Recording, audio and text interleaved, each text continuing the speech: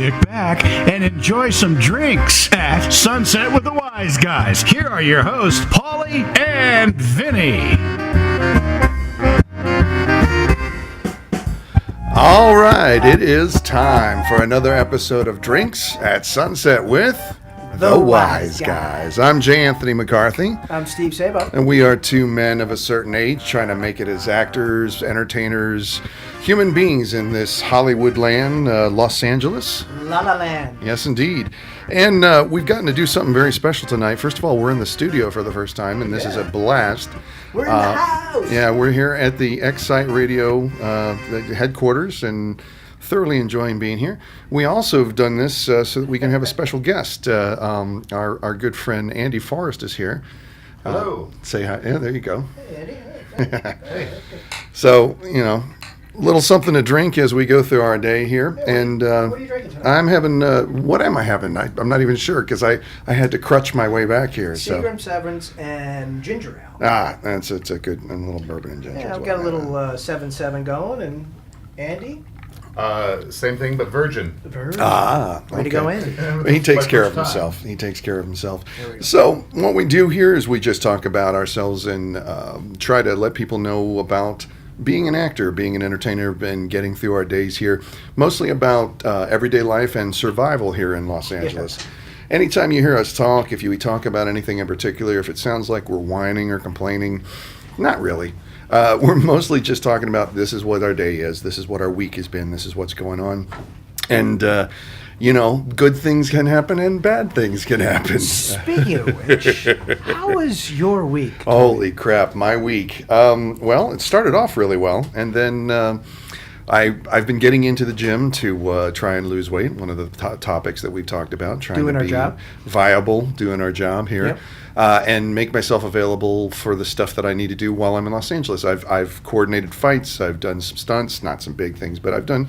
And so I'm in the gym working out, and I blew my knee. My left knee, what the doctors have said is that my quadricep tendon, the thing that attaches the big four muscles on the front of your thigh to your lower leg so you can pick it up, is gone. It's just torn. So, and this just happened yesterday, literally just yesterday while I was working out, and I'm in the process of going through all the things that I need to do to get it back together. And since I've fallen through the cracks right now with insurance, I don't have my SAG insurance because I haven't quite made enough money. I didn't make enough money last year to qualify for the Covered California. I just got my letter last week. You are not covered by us, but you should be covered by Medi-Cal. Somebody from Medi-Cal will be contacting you shortly. They haven't yet. So, so tomorrow I've got a friend who is driving me because I have a stick shift. Driving a stick shift with a left leg that has to be immobilized. You can't press the clutch. It's messed up. How did you get here? I Your crutches on the. Yeah, I hitchhiked in. No, I actually, a very dear friend of mine, actually my ex-wife, believe it or not, lent me her car, which is an automatic, so that I could get here. And what part of what I'll be doing for any future episodes that we come up here to do, depending upon when I have the operation, if I get it soon enough. So, you know, but it's going to have to be surgically repaired so that I can actually walk and jump and do all those things again.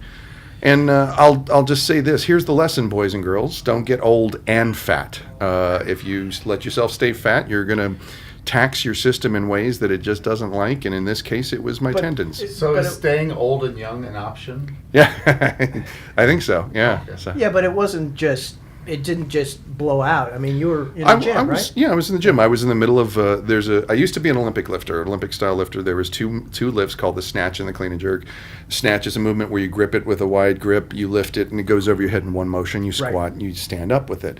Clean and jerk, you clean it, catch it, stand up, and then you jerk it overhead.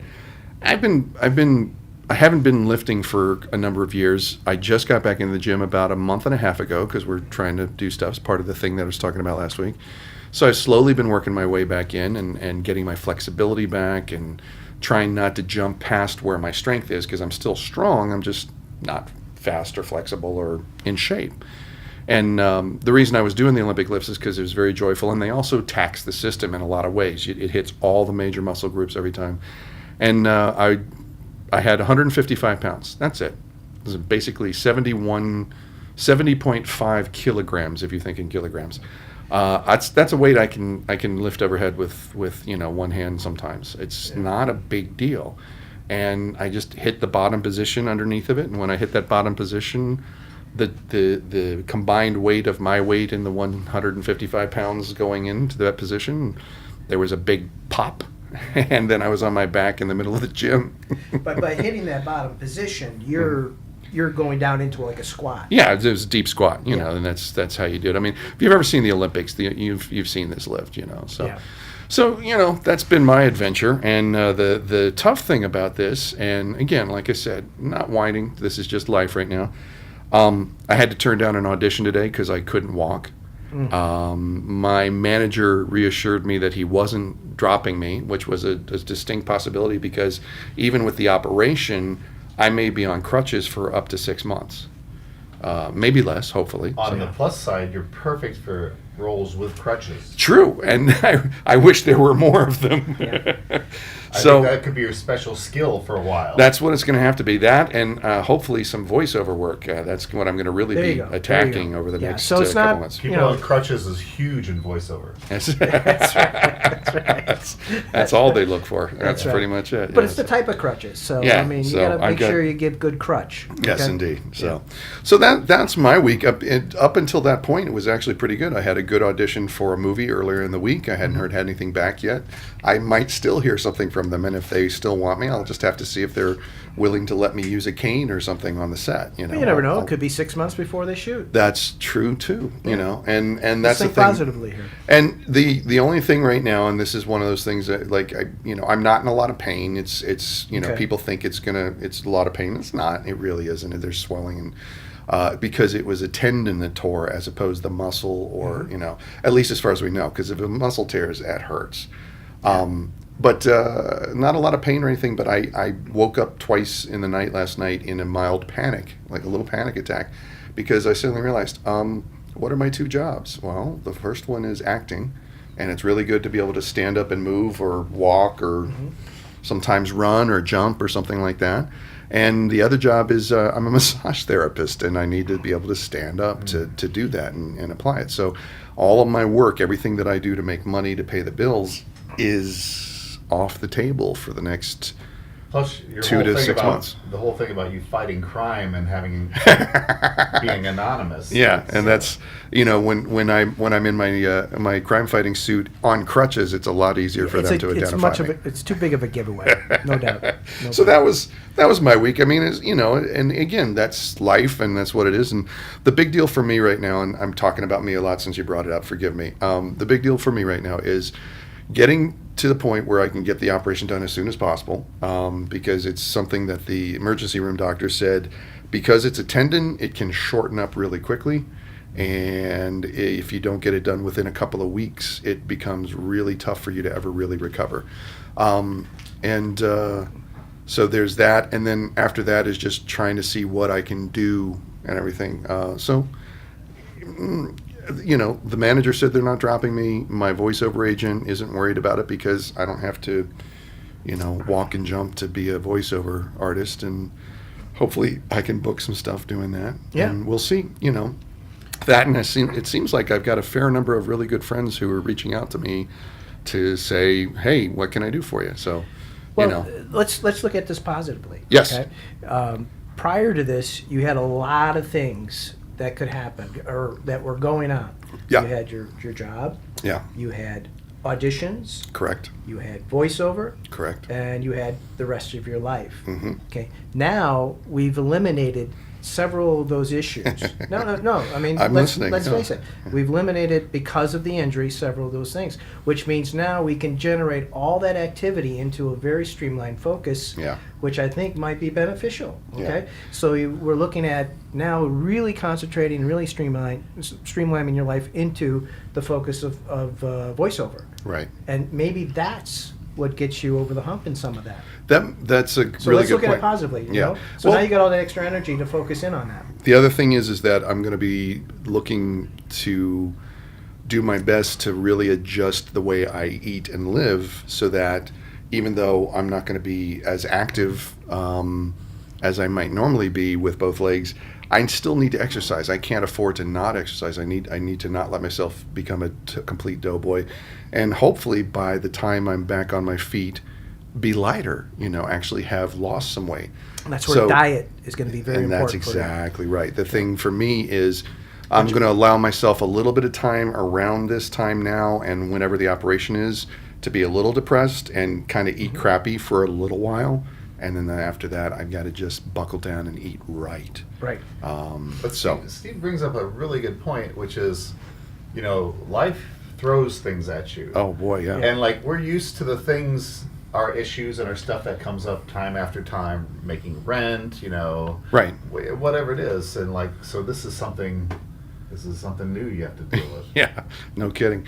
And here's the other thing, barring something really terrible happening during the operation, I have friends who, there's a friend who just found out that I think a cousin of theirs is cancer free, but they've been worrying for a while, and so things like that. So when you look at it in the overall thing, I'm trying to be very positive about it. As frustrating and upsetting as it is, try not to be a whiny little cretin about it. It's just like, all right, well, this is what I got to do. And so that was my week. That was my thing. So in keeping with our show, the way we normally do it and everything else, having told you about my week, let's find out about Steve Sabo's, and then we're going to ask Andy Forrest some questions about his. So. Well, my week was pretty typical. All right. I got 2 day jobs. I do a walk and talk field rep for Vortex stores. Andy, I've actually met you out on that job. I know. I was in Montrose having breakfast with a friend, and you walked in, and it's like, I know that guy. He's Captain Guinness O'Hara. Yeah. From the Wise Guys, from our Wise Guys videos, which, by the way, we didn't talk about, so I'm going to throw that in here right now. Oh, okay. For anybody that is unaware of us, obviously you can find us right here at Excite Radio at 10 o'clock on Thursday nights. Right. But you can also, if you wanted to look us up on the web, you can find us at the Wise Guys. TheWiseGuys.net. All right. TheWiseGuys.net. And also our YouTube channel, The Wise Guys TV. Yes. As which, well as our Twitter. Right.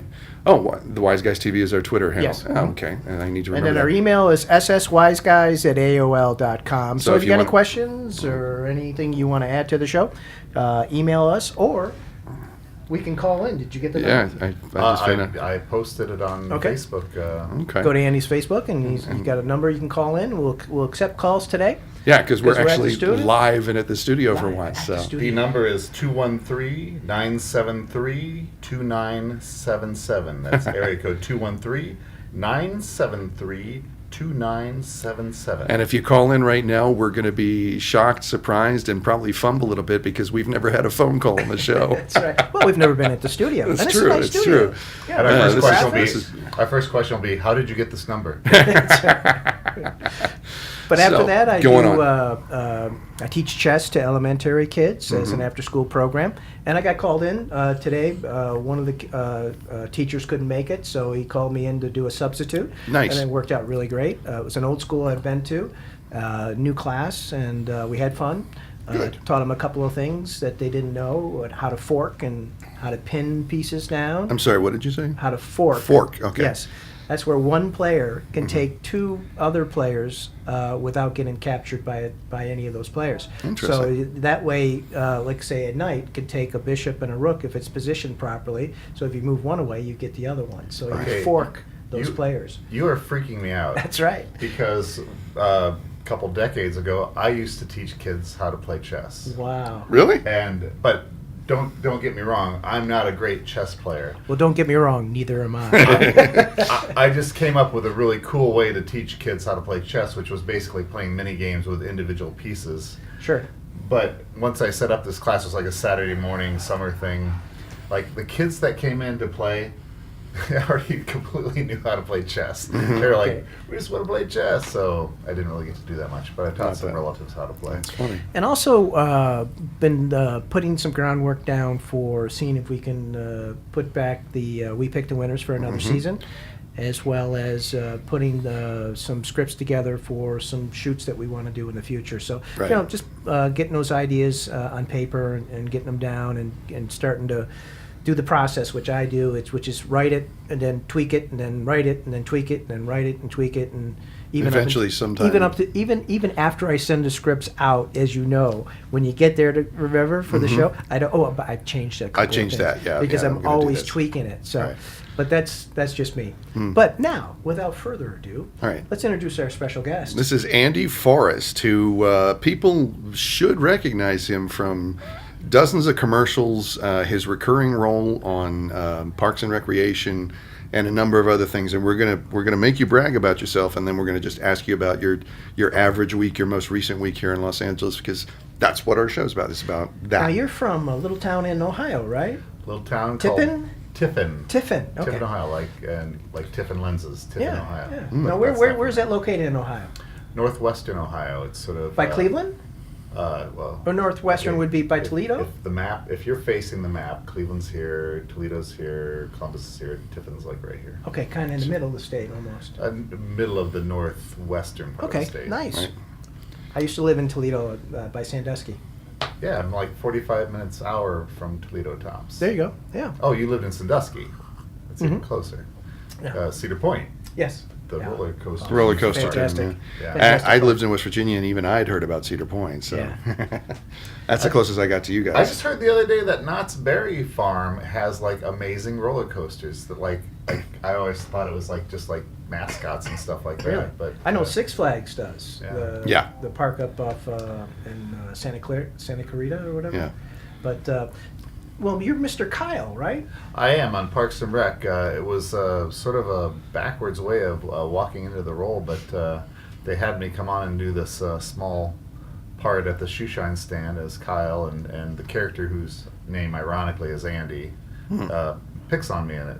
And about 2 weeks later, they had a need for a similar character, or like just like a non-speaking thing. They said, "Well, let's throw it back to that guy again," and I just sort of got the ball rolling.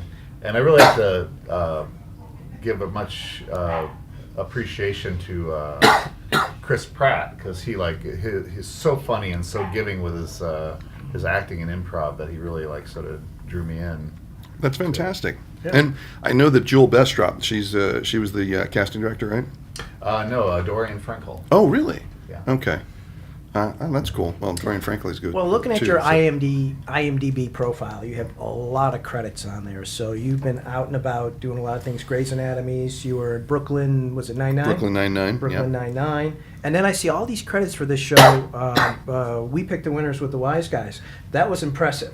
Yeah, That was that was- impressive. Well, let me tell you my pedigree regarding you two guys. All right. Like, Okay. So Jay Anthony and I used to do improv together at a place called the Hot House, and Yeah. although we didn't at the time, we weren't doing it together, but he and another friend of his. Oh my God. Hmm? Uh, Ross? Yes, thank you, Ross Steves. Steves. Oh That my happens God, to that's us a like- lot. And we are men of a certain age That's trying to right. make. Oh wait, I already said that. I saw Tony and Ross Steves do this bit that was called the Lemke Brothers, Lemke where they Brothers. would come That's right. out You're in and that they would too. pretend to be like these Eastern European dancers, and of course, Tony's of big girth, and Ross is a very muscular and very athletic Ross is a person. beautiful man. You could use him for an anatomy chart. That's the kind of guy he is. And they're both like two of the strongest people I know. Like I've seen Ross pick Tony up, Mhm. and Ross, size-wise, is like me but more muscular. Yeah. And of course, Tony is one of the like top 10 percentile strongest people on the earth. Once and upon a so I, time. so I saw this. 9.8. Yeah. Top I 10. saw this act, and it just got my creative juices going. And I think I saw it twice. And we sat down. We were at Tony's Pizzeria, Little Tony's, and we started joking around about it. And I went away and I wrote a script called Yeah. The Lemke Brothers. Yep. And we shot this movie. Mhm. And it's available on Amazon, The Lemke Brothers, if you want to see it. It's fun. It's I'm not sure if it's the greatest film in the world, but it's an awful lot of fun. It's the greatest film I've ever made. And so now they do we pick the winners, and they had me come in because Tony knew me, and yes. yeah, Tony and Steve, Mhm. And they had me come in and play this Irish Captain Guinness O'Hara. That's And, right. It's been a lot of fun. Yes, for that. absolutely. So, and And let me just say this too about Steve, because I've seen you work. Because he is basically the production behind We Pick the Winners. Yeah, he's the motor for that whole thing, man. And I can totally get where he's coming from. When he does it, he's got this single focus. He's got it planned out. He knows what he's doing. He's got it in mind. Very, very good production work on that. well, Yeah. I'll tell you what. One of the things I like to do is make sure that everybody has something to do. They're not there just for candy. They're not there just to be to stand around and do nothing. Yes, Um, exactly right. And lots of beautiful women on the show. Well, Yeah, that's a given. But And we make them even look more beautiful. that's that's you're onto us. and we're But- hoping to have some of them on as guests over the next few Yeah, weeks. You know, that's absolutely. some of the girls that have played with us in the past. So But I want to make sure everybody has something to do. So people are coming. They're just they have a good scene. So they got they're not there just to to be part of to make us look good. They're there to get something out of this. And also, what I want to make sure is if anybody wants to do certain things to lighten my load, I don't have a problem. So Tony started helping me with the production aspect, and you actually started or helped me with some directions. Our Super Bowl episode, you did the Yeah, directing he on did, that. he did. It was So very I good. I love it when it's collaborative like that. So even though you were very nice and very kind saying I have a single focus, I have no problem letting other people in and expand and expound on that, because a lot of times what I see gets elevated because of what you see. And that's, I think, what makes a great production. Well, I'm a collaborative actor, and I whenever I'm and an excellent improviser. I mean, and whenever really I'm directing, giving. and whenever I'm directing or whatever, I always appreciate hearing things. There's actually some point where you have to say like, okay, we got enough ideas. We got to do something Right, here. right. But And and Which there's I- times where But some I- of the ideas are so either off track or not in the direction of the show, where you got to say, that's great, but this is where we're going. Right. But I understand that. And as an actor, though, you have to be very sensitive with whoever's directing. Say like, because they may not be open to those Right. ideas. Yeah, Right. exactly And right. so you have to be like, are you? I haven't thought if you want to hear it, and if not, I'm okay. yeah. And sometimes I have to learn to like.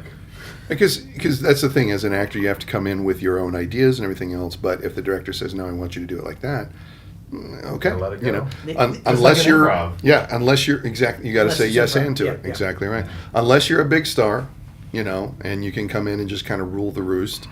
You got to cooperate on some level, and I say that again with a little a grain of salt, because not every big star is a jerk, and not every guy in our level is a nice guy. So We were talking about that the other day, like popularity, fame, and money tends to, I think, magnify who people are. So So of if course they're we- already kind of a jerk, that makes them a bigger jerk, and if Maybe. they're basically a good person, but people also have Okay. bad days, and sometimes they're like under the microscope. Yeah. yeah, The other thing, though, that because you guys are coming in and being a part of my production, and I say that even though I want everybody to own it as much as me, is your time is very important to me. So the last thing I want to do is get to the point where there's so many ideas going around. All of a sudden, a 2-hour shoot's now a 4-hour shoot. yeah, that's And so now it becomes time prohibitive. So some of the streamlining that I do is just to make sure that we stay on schedule for time. Right. So my goal is always, let's shoot it the way it's written, or the way I see it, and then after that, if we got time to play, let's play. right. And that's why we always try to do a couple. We get one that we like, and then do one for safety. And I say, hey, let's fool around and have some fun with that. The one of the things, and if anybody watches, goes back and watches some of the old Wise Guys things, and I've told you this before because I think it's very funny. Every now and again, because I do improv, and you trust me with that, I'll improvise my lines on something because it's what you just want me to get the point. You're not worried about a line, and what'll happen is I'll say something that'll set you off. You'll start laughing, That's true. and you'll break, and we'll have to cut. And then we'll start again, and we'll start from the top of the scene, and we'll go, and then all of a sudden I'll hear my joke coming out of your mouth because you liked it. I've done that? No. And all of a sudden I'm like, oh crap, I better come up with something else. Keeps you sharp. It though. does. It was very funny though. It was one of those things where I'm like, oh wait a minute, I know that word. So I've actually had that happen with the famous person. That's fun. Like you improvise something and then like the next take they use it and I'm like, that's cool. That's cool. Little form of flattery. Yeah, so that's fascinating. So, so we're talking about some of the accomplishments that you've had as an actor. Now, how long have you been here in LA? I literally just got here a month ago. No, that's not true. I've been here for 20 years now. As of April 15th, I've been here 20 years. It was 97. I think that's works out to be about 17 years, maybe. Okay. Yeah, I came here in the summer, and it was actually interesting. I was working in another industry up in Seattle. I studied acting in college, but I was up there and I took a screenwriting class and I came down for something called Words into Pictures, which was something the Writers Guild put on, and like it was just very last minute. And I came down and I was so turned on by meeting all these famous panelists and everything that within 3 months I moved down. That's fantastic. Nice. And because I've gotten to work with you, I know how clever you are, how smart you are, and how giving you are. One of the Thank you. I don't want anything from you. That wasn't. I thought you By the way, were do you pick up that guitar and play a song you got 30, 40 Could bucks you? on you? Could you? Would you put it? I could pick up that guitar and play a song, but it would be horrible. And it wouldn't be melodic, and I'd have to make up the words. Yeah. Well, that's welcome to our world again. Yeah, So, right. So we're talking about some of the wonderful things. You've done all these good commercials. I still remember the very first thing I saw you in, and you had already done stuff, was it a Verizon commercial or something? T-Mobile. T-Mobile, of course, where you were the dad who... The obsessed dad, and my son drives through the garage door, and he thinks he's going to obsessing get about killed, it. and you're obsessing about the T-Mobile. And in the original version, too, there was a second son who got cut out of the later commercials, who I walk into his bedroom, and he's like cross-dressing and putting on lipstick. And, but I guess some right-wing people called in and complained to T-Mobile about it, so they eventually cut that out. That's funny. But Catherine Zeta-Jones was on that shoot. She was actually there. Yeah. Yeah. Nice. Because I know there were some of those commercials where she just shot on a green screen somewhere else, and they kind of dropped her in. Well, this is what was amazing about that shoot. Like, that scene with the son was shot in a bedroom in Toluca Lake, and they shot the direction of the sun, but they ran out of time. Okay. And so the next shoot day was like several days in the future, where we were going to be with Catherine Zeta-Jones shooting in Canada. Mm-hmm. So they literally built the turnaround, the other side of the bedroom, on a soundstage in Canada. So like, if you saw that original commercial, when you're looking at the sun, it's in California. When you turn back, look at me, it's Canada. It's Welcome to the crazy. magic of Hollywood. You just ripped. That's amazing. It was pretty interesting. So you've been out here since '97. Yes. Okay. And you took. And I'm killing it. Yes. Well, You're doing better well. than either one of us are right at the No, moment. It's a process, and it's fun, and I love, because of improv, which I highly recommend to everybody in the world. I do as well. It's how I've met most of my people, or through people who do improv. So. But what would you say is the time frame where you felt like, hey, this is something I can, I think I can make a career at? Well, I think I came at it a little differently because I didn't move here till I was 33. So I'd done other things, and so when I moved here, I'm like, I'm good. So I've never felt like I was in a hurry. I've never felt like I'm going to like throw this away, give it up, and do something else. Mm-hmm. I'm just gonna keep going. That's where I am with this stuff. I don't have a plan B. I've got other things I can do, but I got nothing that I'm passionate about or anything. I mean, I like taking care of people, but I couldn't be. It's too late for me to be a doctor. I couldn't be a nurse, and I think it would drive me crazy. The massage that I do is about as much as I want to accomplish.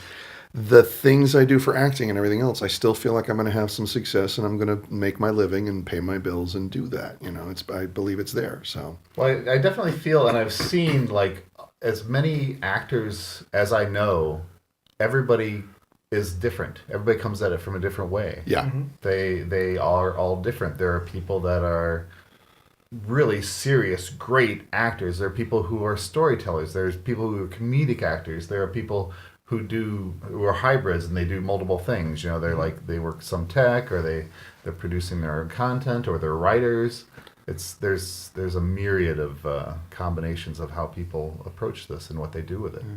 And in this day and age right now, because of the changes that we're seeing with the internet and all that stuff, all the things that, you know, a person like Steve here is doing is what everybody needs to do. They need to not just be actors, but they need to be writers and producers and stuff like that, because there's enough time that'll go in between and some of your bookings that if you're not doing something on your own, if you're not involving yourself with people around you and Staying stuff like that, creative. exactly, you'll have a hole in time. There's like a hole in your resume, and whether or not it's good or bad, the people in power will sometimes look a little askance at that, like, oh, so you weren't doing much of anything, were you? Well, you know, there's a paradigm which I think that addresses with Steve, and that is like, once you hit it, once you get some notoriety, once you have fame or money behind you, what would you like to do?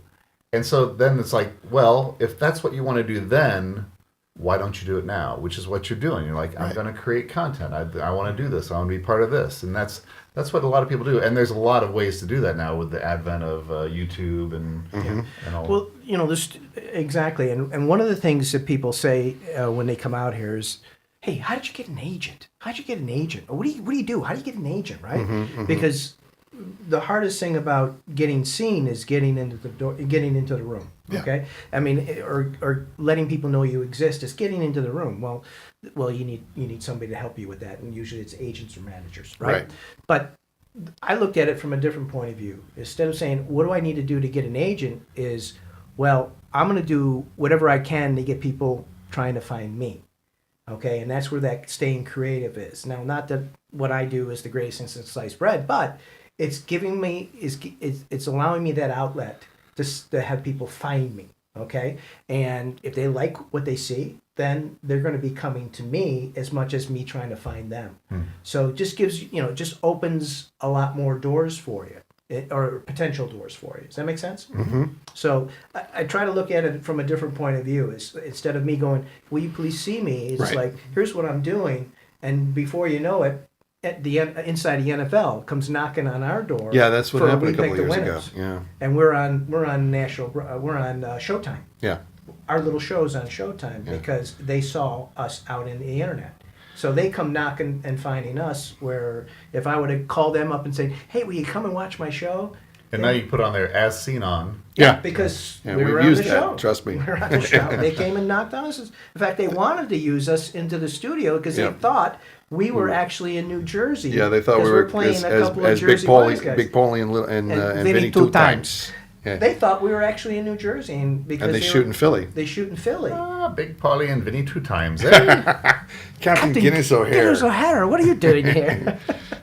But anyway, so when we told them we were out in L.A., they said, well, we're shooting like Wednesday, and it's like Sunday, so maybe we can't get you, logistics, it didn't work out, but that's... We were that's both how, like, well, we'll get on a plane. I said, yeah, we can We'll get on a plane, it's not a problem, but...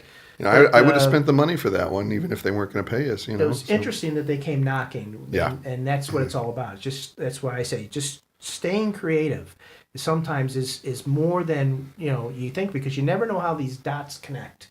You never know whose assistant is looking on the internet, sees a video that they like, it gets attracted to this, and now they show this guy, and this guy shows that guy, and before you know it, somebody sees it who has some authority or some power to say, hey, let's call this guy in, he'd be good for this role. Yep.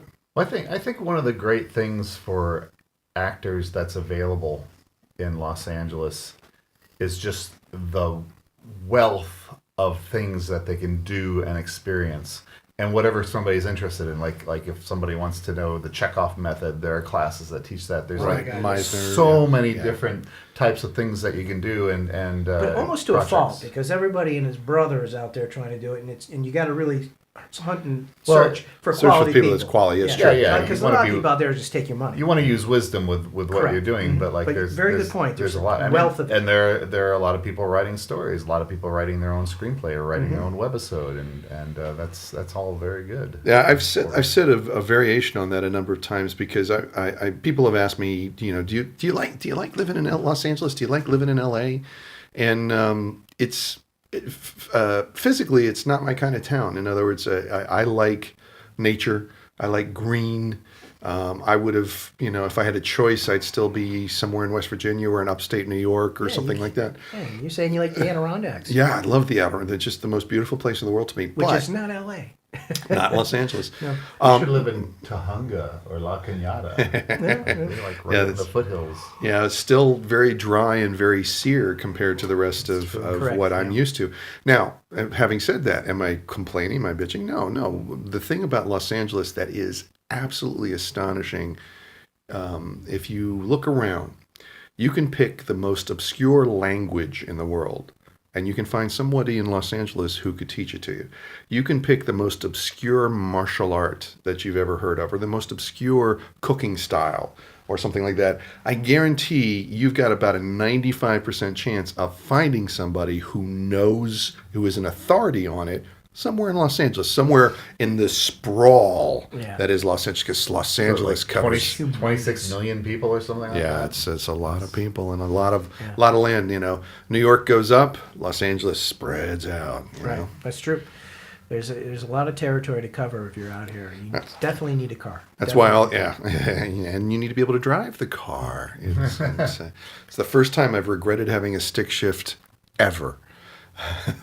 Is not having a left leg. So I was weaned on stick shifts. Like that's what I first drove, and but then for a few years I worked as a sales rep, and like after a while when you're in your car you're like forget the shifting. I'm like, now you were a sales guy as well. What did you sell? well, there was my first job. The thing that got me into sales is my little hometown of Tiffin, Ohio, had a company that made stage rigging equipment for theaters. Oh wow! Because our little town was on the fourth stop of a vaudeville circuit like 100 years ago. Oh and so wow! all these scenic artists ended up there. That got me into sales, and then I got another job with another company that put me out in Seattle and working and selling like giant chains to sawmills. Oh wow! Conveyor chains and things like that. That's much cooler than anything I've ever sold. My sales, I was a door-to-door Encyclopedia Britannica salesman for a very short period of time, and then in recent years I worked for a moving company in their bullpen, taking sales calls and selling people moving You sold services. So no, not Okay. selling to people. Okay. Moving services. So. Forgive my English. No, It's not yeah. it's not my second language. So. I spent about 20 years doing advertising sales. I know. I was a sales rep for about 5 years, and then about 10 years sales manager. Ran a sales office out of Pennsylvania, Florida, and South Carolina and Georgia. Did that for almost 20 years, and then came out here. Did a little bit out here, Right. While I was pursuing the acting. Yeah. And Some of the sales things changed during that period of time, though, right? That Oh, you were yeah. doing the yellow pages and stuff yeah, like that. I was doing Yellow Pages, but I internet saw the writing on the wall in 2005, which is when I came out here, saying, you know what, the internet's becoming more and more ingrained in the population, and I said, it's just Yellow Pages is going to go down. Yeah. And it's basically defunct right now. I mean, Yeah. if you're going to look something up, you go to Google. Yep. You know, I don't know anybody. I haven't picked up a phone book since 2005. I don't think I've So- looked at a phone book for. Did you know the term Yelp comes from Yellow Pages? No, No, I kidding. didn't I didn't know know that. They have I thought that was very interesting. Yeah, that is. You are a repository for. Well- but see, the thing is, I'm not giving you any crap because Wait a that's minute, what I do didn't too. you sell me a set of encyclopedias? Because I read it cover to cover, and I remembered. Yeah, I'm sure. So. So let me ask you this, because Yeah. I want to pick your brain a little bit, because here we got I would call you a working actor. Would that be fair? I work several days a year as an actor. Yes. Yeah. Okay. So I And mean, through unlike residuals and other things I myself, do. where I have a day job which I need to support myself with in order to keep my dream of acting. By that pursuing the acting qualification, line. yes, I do not currently have a day job and hope Yeah. not to. I have Right. in the And- past. but- And I'm not. That's not a derogatory term. That's Either way, yeah. It's a term of endearment. I wish I was a working actor at this point. So, at what point do you feel that you're, like I said, when you looked at your career of doing certain things, where you say, "Aha, I think this is working in the right direction. This is I opened the door that I needed to open." Was it because you got a certain type of manager or agent, or was it a type I'll of tell you gig what- that you did, or when I first started, I was or is it an I was- acting coach you got, or I was pretty fortunate. After I got my commercial agent, I booked a couple things like within like 6 months of having a commercial agent, and I booked like 3 things, a spec, a regional, and a national, like all like within a couple of weeks of each other. Nice. Phenomenal.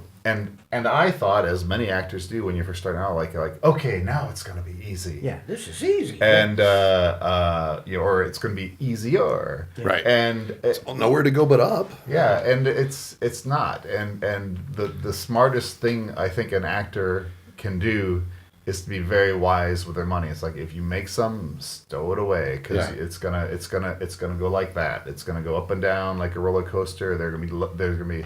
Sure. I mean, we're going into summer, Yeah. which tends to be a little bit lighter, Slower. and you never know when those are going to be. And there have been like several times when I didn't have a day job, and then there are times where it's like, well, I need to do something to supplement because this isn't working right Yeah, now. because you got to buy food, buy gas, and pay your rent. So And then you got to do all the other things that come with acting, headshots. You got to get yourself on the websites, and that all costs money. And, yeah. And for some people, I know Craig. You remember Craig, who was Yeah. the commissioner? Yes. Stan Our friend Spielberg Keg Pearson, from, right? from We Pick the Winners.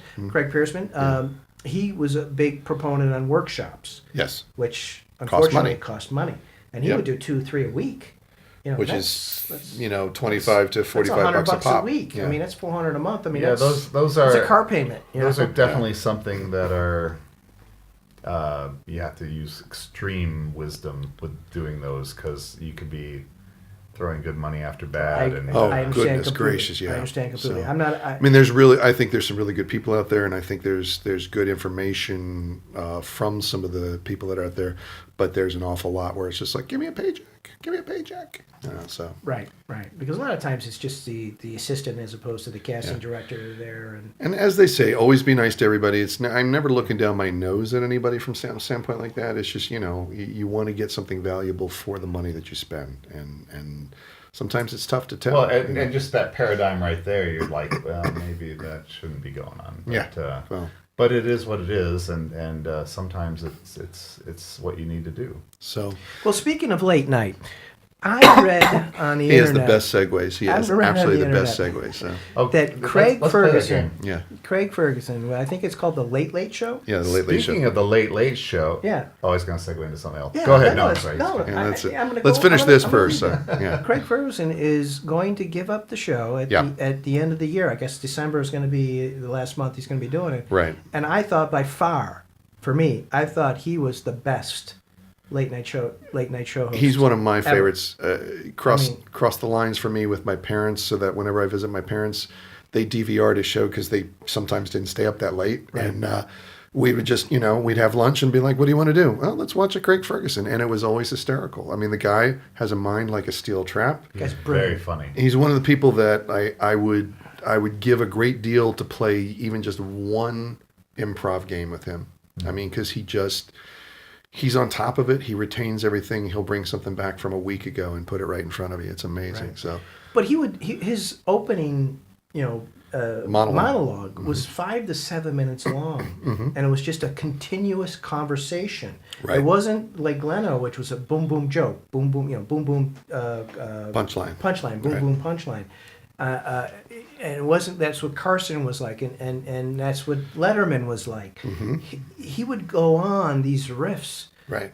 and it was just all like being created on the spot. Right. And I'm sure he had some ideas set up where he said, I'm going to talk about something, but it just was so fluid and so organic. It was amazing to see. Yeah. And it was one of the shows I was in the audience for. I said, I'm going to get in the audience. I wanted to see Leno. I want to see Ferguson. And I got to see Ferguson, and it was a blast. It was an absolute blast. And it was a great show to see live. And he just has so much fun on that show. Yeah. And he doesn't do the typical interview. Obviously, you've seen the show. Right. I mean, he tries to get people to talk about things that they don't normally know they're going to talk about, and all of a sudden, So he can blackmail them later. Right, they're doing bits and stuff, and most of it's improv, and the guests don't know what's going on. They don't have to come there necessarily with a bit or something. Right. They just go out there and just be with Craig, and it's always a blast. Yeah. And he's going to be missed. Yeah. What the problem is, I don't know what they're going to do, because obviously you're going to have somebody replace him. Yeah, I'd heard So- something about possibly Chelsea Handler, which okay. I think she's good at what she does, but she would be such a completely different energy in that show. It's not something that would appeal to me for that She show. comes But- across as mean-spirited. Now that's just mean, because She's right behind you. Is she really? Now she's an attractive woman. She's so I don't have a yeah, problem and with she that. and I think she is very funny. I mean, she's But- she's a little mean-spirited for me, but that's not my taste. But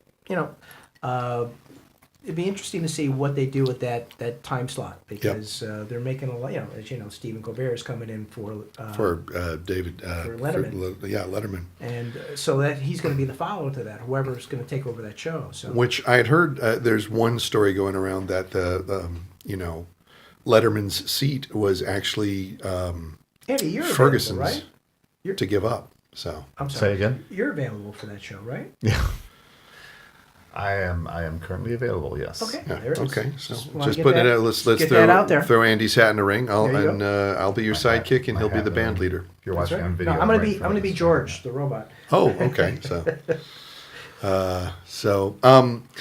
So just kind of rolling back towards the beginning of the show and everything else, because we've talked about some of what you have done, what you do, and everything else. We talk about our week. It's sort of a typical week. So okay. I want to roll back and say, Andy, from last Thursday to this Thursday, just thinking in terms of that, how was your week? What did you do? Was there anything that stands out, good or bad? Any auditions? Yeah. I actually Meetings? had 2 back-to-back yesterday, which is fairly rare these days. Usually, Mm-hmm, like they're not back-to-back like that. One Commercial or theater? First one was for a movie playing a psychiatrist, and then the other one was for a commercial Playing a psychiatrist? playing a CMO, Chief Managing Officer. Okay. Sort of a Breaking Bad type of parody type of nice. thing, commercial. But yeah, they were fun. Good. In fact, I saw our friend Brendan at the commercial. Brendan audition. McNamara. Yeah. Oh. Another person. And we- Lily Raines too. Was, No kidding. She was at a what different audition. what but I a saw her there. wonderful actress and woman she is. So Yeah. yeah, there's somebody special. As That's far cool. as the week before that, I really don't. It's Yeah. gone. Okay, just a thought about, like I said, the whole concept for us is just the idea of kind of talking about what it takes to survive in this town week to week, day to day sometimes. Well, one of the things that it takes, I believe, is just like an incredible amount of not just persistence but patience. Like, like there's, Yeah. you're always looking for things to do, ways to expend your energy and to do. But sometimes it's like you just have to be like figure out strategies to ride out those times when you're like, and it's good to like have like to be active in doing something, even if you don't have a day job, have something that you're working on, like a project. Yep. One of the things that I'd like to talk about is when we did the Lemke Brothers, Right. That process for me was incredibly creative, but then there got to a point which I've just recently, sorry about that, recently I describe it as the languishing period. Okay. That part where it's like, okay, it's on the shelf right now, I'm doing some other things, and like I'll get back to it, and then it all came together and finished up. Yeah. So first of all, no, you're not allowed to talk about that since you asked permission. No, I'm teasing. Yeah, of course you are. The other thing is talking about, because, one of my own projects, the Ann Boris, which I did with David Cronmill and everything, because of the problems that we had with a musician and stuff like that. shows that we shot in 2009 and 2010 are just now getting edited, put together, proper music put in, and going to be released sometime soon. It's 2014. It's so if your focus changes, and that's part of what happened in this case. I'm not an editor. I didn't have the money to hire an editor. He was the editor, and he had to take care of a new wife and then a new kid. And, your priorities are what they are, man. So I have to say, that's one of the reasons I love commercials is because sometimes they happen so incredibly fast. You'll go out for an audition and you'll have a callback a few days later. And a week after that, you're shooting it. And then like a week after that, it's up on the air. And it's just like it goes so incredibly quick. It doesn't always go that fast. Sometimes it's longer. Speaking of immediate gratification. Mm-hmm. Tony, you just got. I think we should applaud these segues. That actually was an accurate segue. That's the first time I've heard you do one of those. Are you feeling okay? I think I'm off my record. But you just got done with a play, right? Yes, Tartuffe, right? I got to play Monsieur Argon in Ranjit Bolt's translation of Tartuffe from Molière, 1600s play. Unfortunately, on IMDb, you don't get to put theater credits up on there. Oh, I can put them on my resume. I can put them up, on IMDb you can't. So I wasn't able to do any research on that. So have you done theater? Do you like theater? What's your? I'm an improv person. I'll do, which is a form of theater. Yeah, let's face it. It is, but I like the immediacy of it, and I have done theater, and I do theater, but usually it's on request. Like in the last year, I did a production called Lord Blackberry's Apocalypse, and it was because a friend of mine knew of this role, and he said I'd be perfect for it. They literally created the role, and so that was a very fun thing for me to do. But I generally don't go out for theater, but in fact. When you're shooting, there's basically two types of shooting. There's the sitcom style, which is rehearse, and then you do a live show in a studio audience and film it. Right. And then there's the film or single camera style, like a lot of the other sitcoms are. And some of the dramas and stuff. Yeah, which is like you single camera, rehearse it, shoot it, move on. Rehearse it, shoot it, move on. Which I personally prefer that because I like doing it, like finding whatever it is, creating the funny, doing that performance, recording it, and then letting it go. Yeah. That's my process. No, I enjoy that myself. I find that I've enjoyed a lot of the different aspects of it. I got to work on Castle, and my scene was with Stana Katic and Nathan Fillion. A great that was scene. A great show. So it's a great show. Yeah, it is a fun show. But it literally was like, all right, set up, do this. Okay, let me see you guys. All right, you need to move here.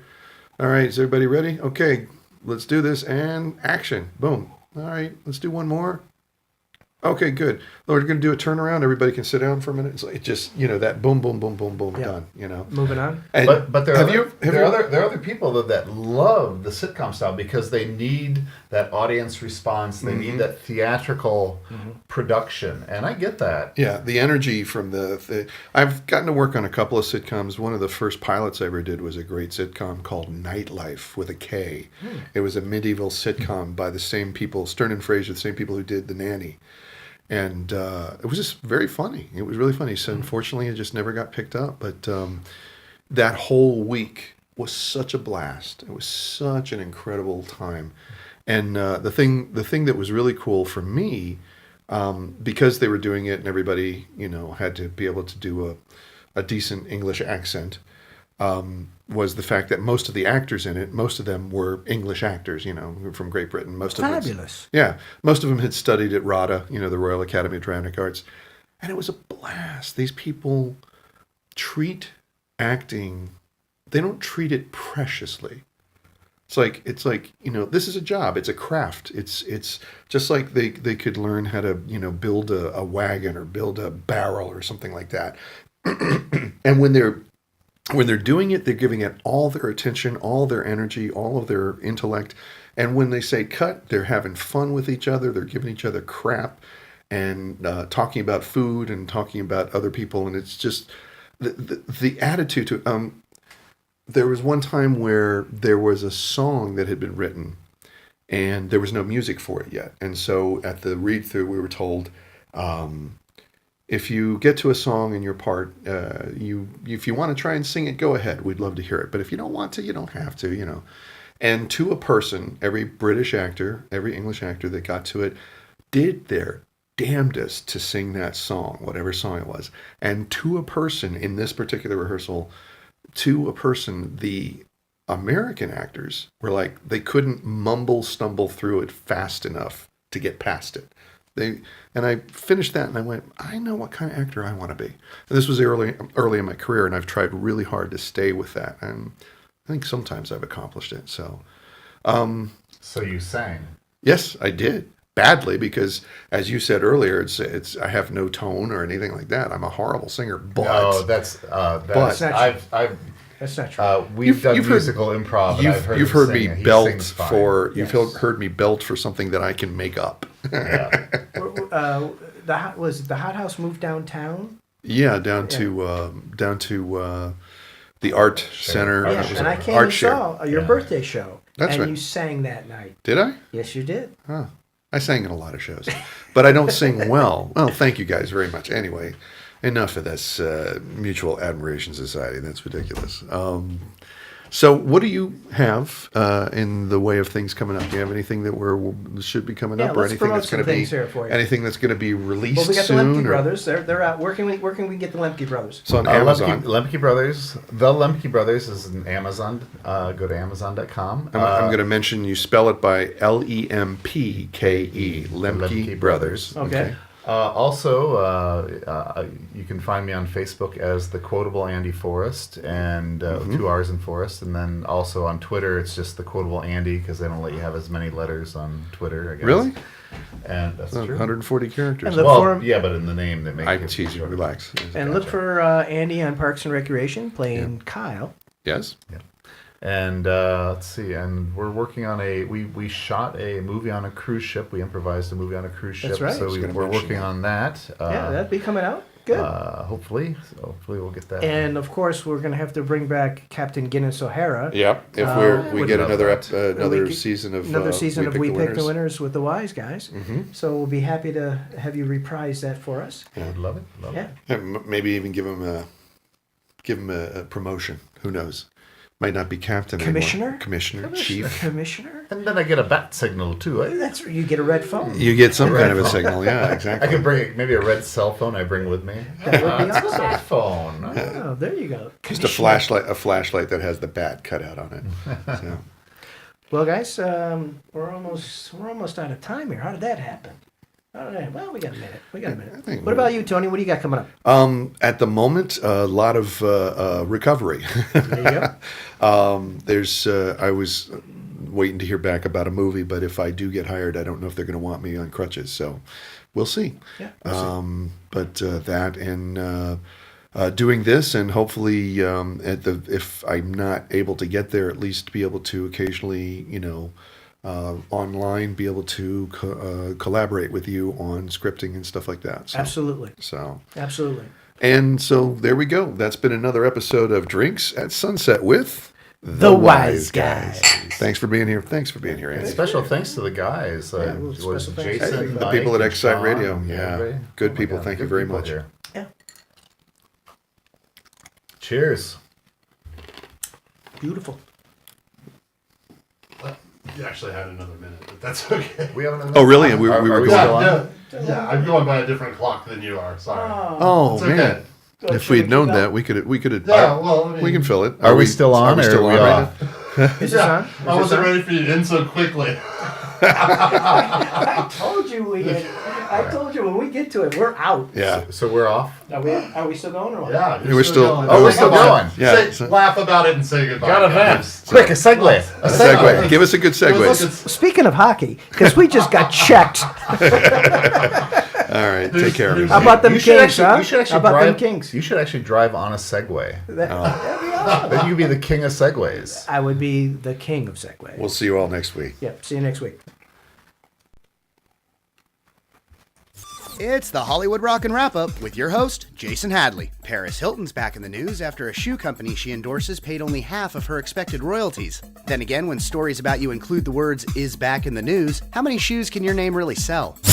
Paul Stanley's tell-all book calls out Peter Criss and Ace Frehley for perpetuating anti-Jewish stereotypes. Peter Criss confirmed lots of Jewish people love Ace Frehley because, according to the former drummer, they love anything that's free. Billy D. Williams told paparazzi he's ready to reprise his role as Lando Calrissian if he's called to be in Star Wars Episode 7. Not exactly a box office draw. You could say the only thing Billy D. Williams ever did sell out was Han Solo. Lady Gaga is offering exclusive interviews to magazines in exchange for following specific instructions on how to Photoshop the pictures. Step 1, open Photoshop. Step 2, switch photo of older Lady Gaga with picture of younger Madonna and save. And that's the Hollywood Rockin' Wrap-Up. Follow us on Twitter at Rockin' Wrap-Up.